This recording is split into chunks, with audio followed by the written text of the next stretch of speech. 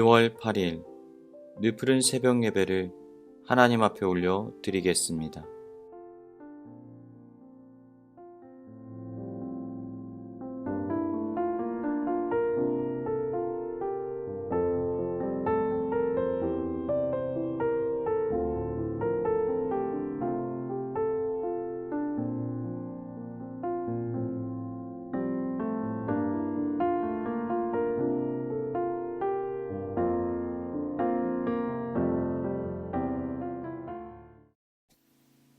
오늘 본문 마태복음 22장의 말씀으로 하나님의 은혜 나누기를 원합니다.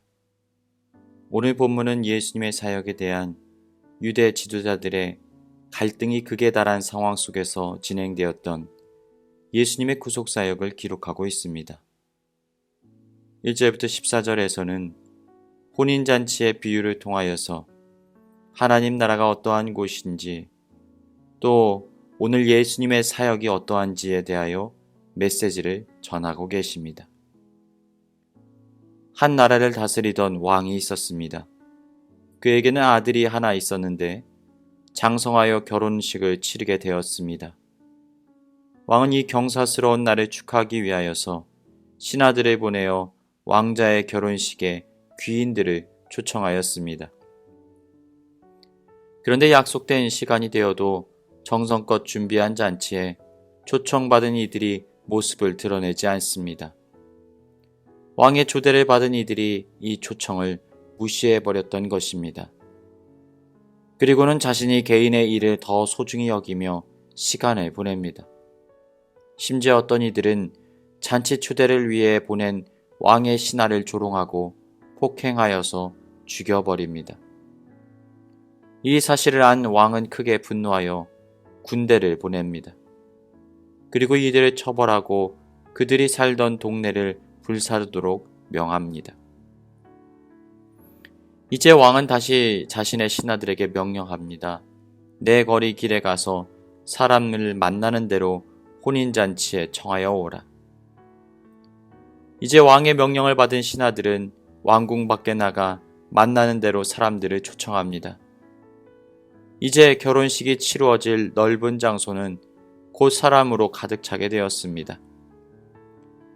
그런데 왕의 눈이 들어서 연회장을 살펴보니까 결혼식 잔치에 어울리지 않는 옷을 입고 온 사람이 눈에 띕니다. 왕은 그를 부릅니다. 왜 내가 준 의복을 입지 않았는지를 물어봅니다. 그럼에도 그는 변명조차 하지 않습니다. 결국 왕은 이 사람을 왕궁 밖으로 쫓아냅니다. 여기까지가 바로 예수님께서 하셨던 비유입니다. 그러니까 오늘 본문에는 자애롭고 너그러운 왕의 이야기가 담겨져 있는 것입니다. 그런데 이렇게 말을 하면 아마 많은 사람들이 고개를 갸웃거리며 반문하고 싶을지 모릅니다. 목사님, 여기에 등장하는 왕이 어떻게 자애롭고 너그러운 왕이라고 말할 수 있습니까? 무자비하고 무시무시한 왕의 이야기가 아닙니까? 여러분, 이 비유의 배경은 고대 사회의 이야기입니다. 당시 왕은 강력한 전제 군주로서의 힘을 가지고 있었습니다. 왕은 자신이 다스리는 지역에서만큼은 절대적인 권력을 행사합니다. 곧 왕의 말이 법이고 질서이고 정의인 것이지요. 그 나라의 모든 것이 다 왕의 것입니다. 백성들조차도 왕의 것입니다. 그렇다면 오늘 예수님의 비유에 등장하는 왕은 오늘날 무엇을 지칭하는 것일까요? 왕은 바로 하나님을 말합니다. 여러분, 우리가 살아가는 세상의 진정한 주인이 누구이십니까? 바로 우리 하나님 되심을 인정하시길 축복합니다. 이러한 전제 군주가 다스리는 왕국 안에서 국가적인 행사가 벌어지게 되었습니다. 그것은 바로 왕자의 결혼식이었습니다. 여러분, 당시 왕자의 결혼식은 개인적이거나 사적인 영역이 아닙니다.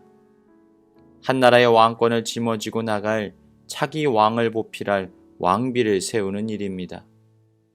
그러니까 왕의 혈통을 표준하는 왕국의 가장 중대한 사건이 되어지는 거예요. 그러다 보니 왕자의 결혼 예식은 성대하고 아름답게 치러져야만 합니다. 한 나라의 국력과 힘을 보여주는 중요한 행사이기 때문이지요. 물론 그 예식에는 아무나 참여할 수 없습니다. 왕과 신하들이 인정하고 선택받은 자들만이 초대받을 수 있습니다. 그러니까 왕의 초대를 받는다라는 것은 최고의 예우이자 가장 큰 특권이 되는 것입니다. 여러분, 아들은 누구를 의미할까요? 바로 예수 그리스도를 의미합니다. 그러니까 왕자의 결혼식이란 성육신 하셔서 이 땅에 오신 예수님의 사랑과 은혜를 의미하는 것입니다. 그런데 결혼식 잔치 당일에 문제가 발생합니다. 이 중요한 행사에 초청받은 이들이 모습을 비추지 않았던 것입니다.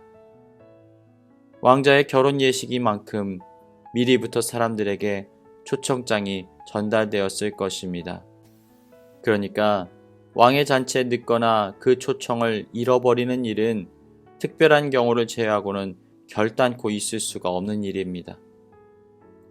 왕은 텅 빈 연회장을 바라보면서 직감적으로 이 상황이 갖는 메시지를 감지했을 것입니다.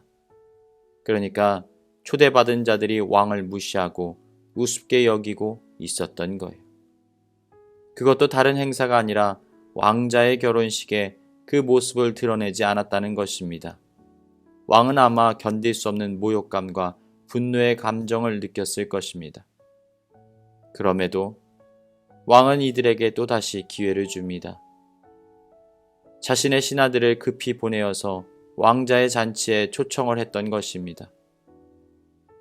무려 2번씩이나 인내와 오래 참음으로 사랑의 배려를 했던 거예요. 만약 우리가 이러한 왕의 상황이었다면 이 괘씸한 놈들에게 즉시로 군대를 보내어서 위엄과 힘을 보여주지 않았을까요? 그런데 우리 하나님도 이와 마찬가지십니다. 오래 참으시고 또다시 은혜의 기회를 허락하시는 분이 우리 하나님이시라는 거예요.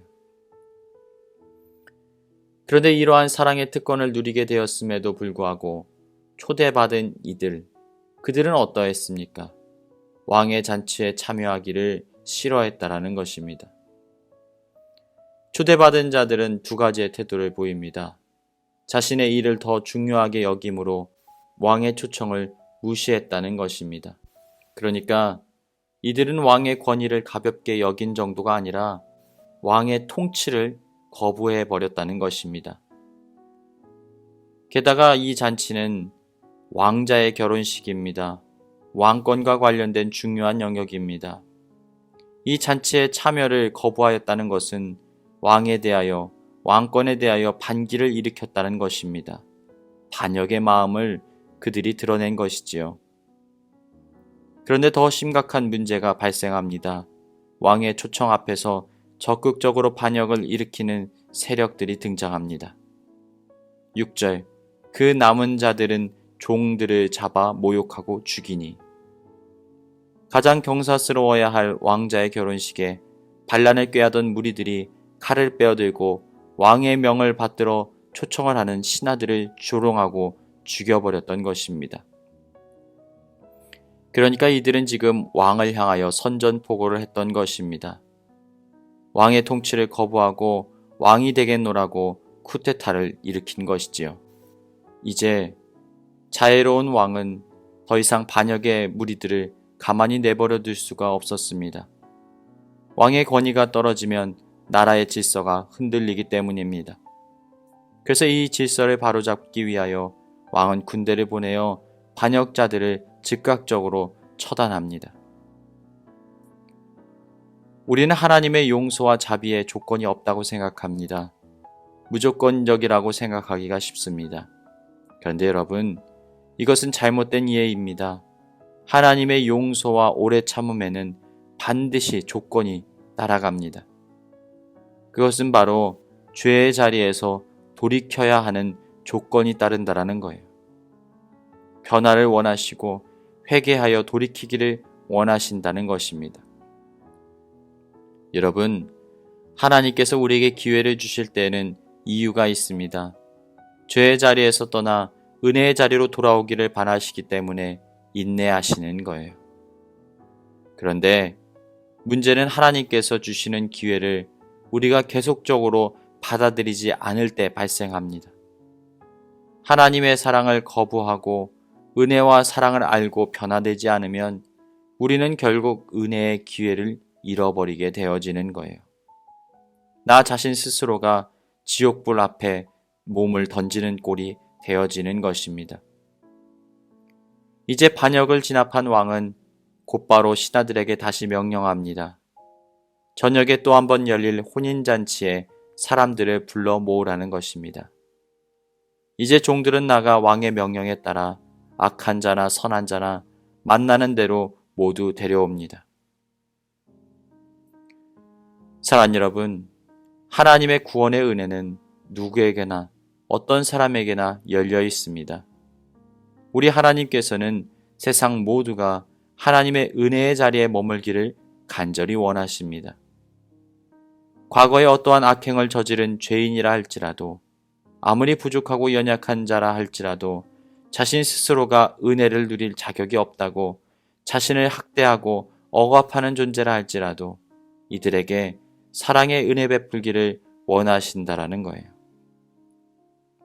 그런데 잔치 가운데 예복을 입지 않은 인물이 추방을 당하게 되었습니다. 여러분, 왕이 주는 예복은 칭의를 상징합니다. 예수 그리스도로 인하여 깨끗하고 거룩하여짐을 뜻하는 것입니다.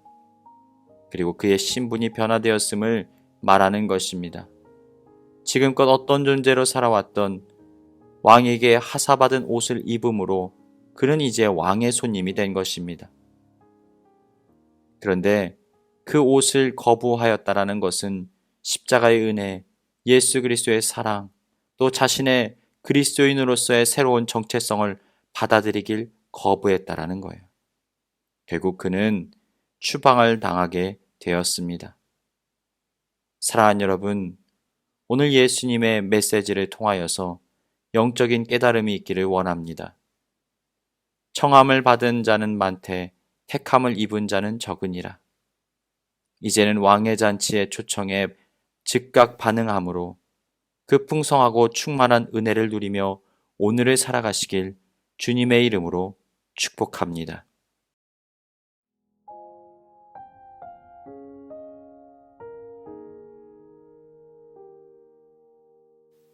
이 시간 교회에 주신 공동의 기도 제목을 가지고 다 같이 기도하시겠습니다. 첫 번째로, 환경과 상황으로 인하여 요동하는 인생이 아니라 하나님 앞에서 자신의 정체성을 발견하는 인생들이 되게 하여 주옵소서. 문제와 위기의 상황 속에서도 우리와 동행하시는 은혜의 하나님과 날마다 동행하는 복된 인생 되게 하여 주옵소서. 2022년 늘 푸른 교회가 성령에 충만한 교회, 은혜가 충만한 교회 되게 하여 주시옵소서. 이 시간 다 같이 기도하시겠습니다.